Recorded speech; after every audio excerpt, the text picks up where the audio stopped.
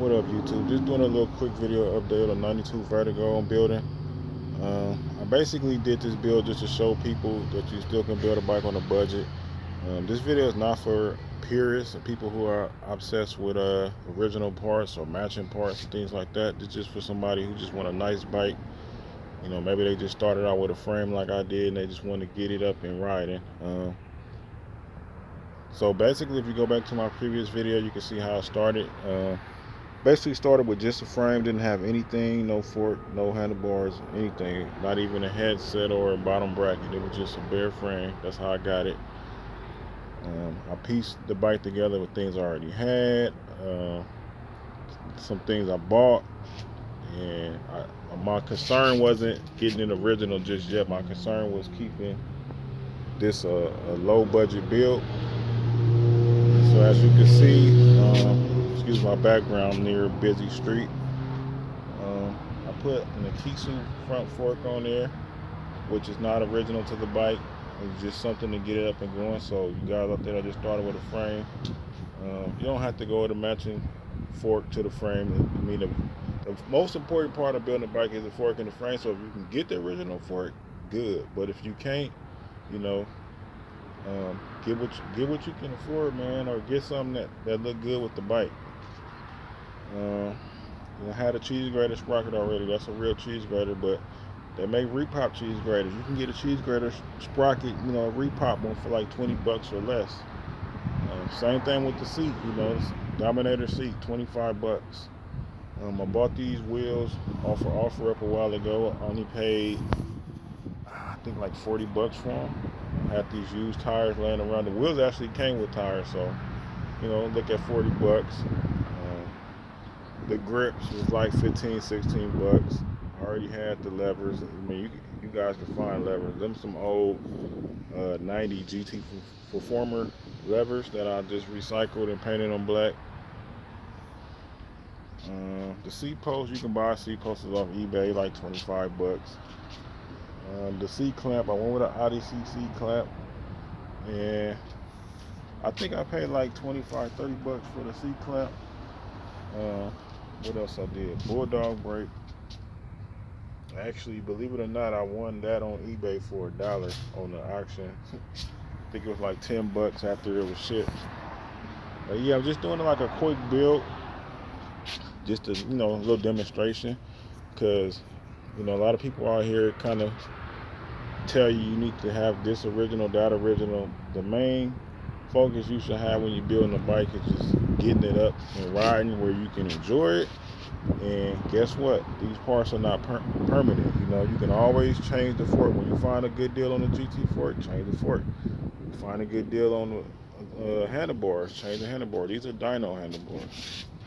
These, you see, it's stamped dyno handlebars. I think them was like 35 bucks. Probably can get them even cheaper. Yeah, like I said, man, it's just about getting it going. All I gotta do is throw a chain on this bike, and it's ready to roll. I gotta get a front brake.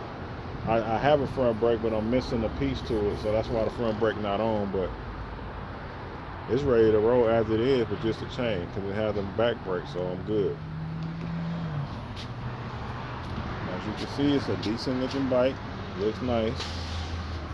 Aftermarket gyro. That's not even an original gyro, but it has the specs of an original gyro. You can see the length of the upper cable.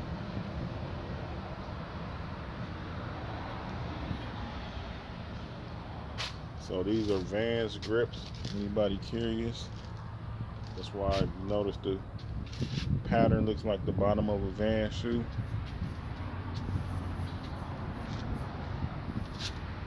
These are just VP pedals. If you notice, I went with mismatched stuff, but everything on here is pretty decent. I didn't just go with, the bottom of the line stuff, because you can get decent stuff for